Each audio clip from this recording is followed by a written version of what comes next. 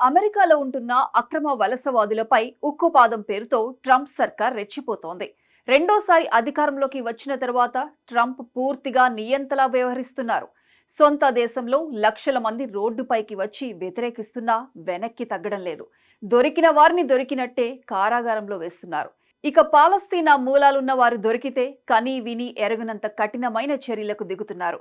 తాజాగా పాలస్తీనాకు చెందిన ఒక కొత్త పెళ్లి కూతురికి ఎదురైన దుస్థితి చూసి ప్రపంచమంతా నివ్వెరపోతోంది.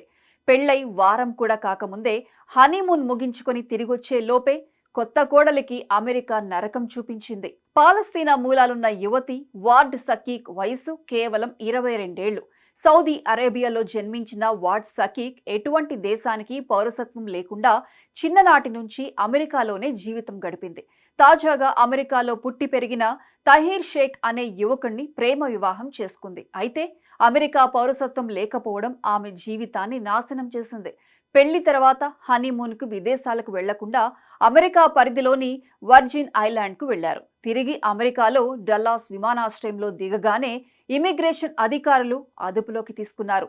పౌరసత్వం లేని వాళ్లు అమెరికాలో ఉండకూడదు అంటూ చేతులకు కాళ్లకు సంకెళ్లు వేశారు. ప్రతిరోజు 16 గంటల పాటు సంకెళ్లతోనే బంధించి ఉంచారు. నెల రోజులకు ఒక డిటెన్షన్ సెంటర్కు చొప్పున 4 చోట్లకు మారుస్తూ చిత్రహింసలు పెట్టారు. ఆహారం పెట్టకుండా నీళ్లు ఇవ్వకుండా వేధించారు.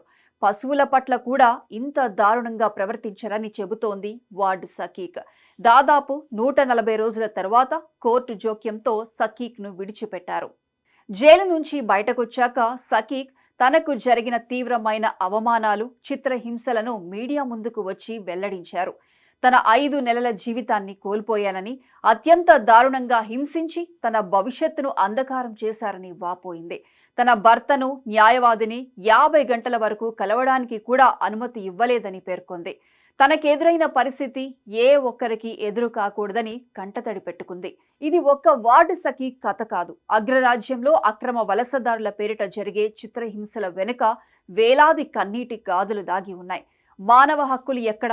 పౌరసత్వం లేని వాళ్లకు కనీసం మానవత్వం చూపించలేరా? పౌరసత్వం శాసనాలపై ఆధారపడిన న్యాయం మాత్రం మానవత్వంపై ఆధారపడాలి. అలా జరిగితేనే అమెరికా నిజంగా అగ్రరాజ్యం అనిపించుకుంటుంది.